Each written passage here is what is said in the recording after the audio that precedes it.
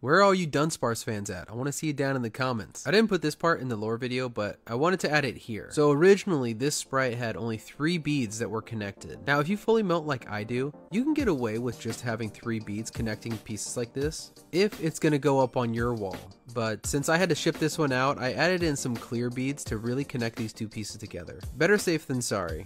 By the way, this throw was way too close for comfort. As you can tell, it definitely didn't land on the perler. Now that the tape is on, I use my tesseract here to push down the tape onto the beads. One thing I really love about this sprite is the colors of these 2 Pokemon. These 2 come right out of Pokemon Black and Pokemon White. If you've been watching my channel for a while, you know that my 2 favorite colors to use are the pinks and the blues. Interestingly enough, these Dunsparce use almost the exact same colors for their outline and the base color. The outline for both of these is midnight, gingerbread, and a tiny bit of charcoal. And the base color that I mentioned is pastel yellow for both of them. Most shinies that I've worked on don't end up sharing colors like these 2 do, where it feels just like the accent colors are different, but the main body colors are the same. Ooh, we get a little Celebi and Fuecoco in the background. The Dunsparce on the left use 3 blues: dark blue, pastel blue, and teal.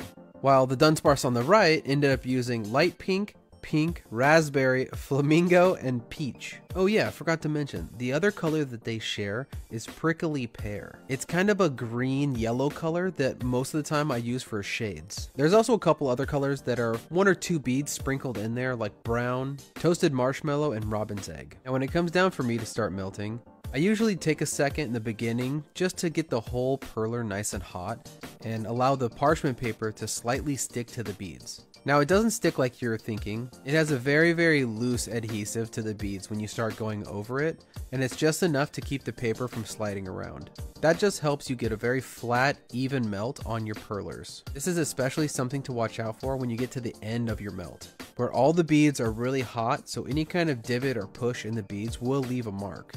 And you definitely don't want your paper to get all crumpled and wrinkled or get creases, because all of that stuff will get transferred into your perler. But as long as your perler is still hot at the very end, you can kind of comb those spots out and make it flat again. Thankfully, nothing crazy happened on this perler, and it came out very pixelated and it looks really cool. Plus, I can tell already adding in those few beads in the middle where the wings connect made a massive difference when I started to pull the tape off here at the end, which worked out really well, and I'm really thankful that you guys commented in a couple of my other videos telling me I should try it out. So thank you. Now I can get all this tape off and see the final perler at the very end. This one came out great and I love it. Also, be sure to follow my account for more Pokemon Perler Bead content. I put out daily videos and turn all your guys' comments into these awesome pixelated Pokemon. So go subscribe on the red button app. Okay, bye!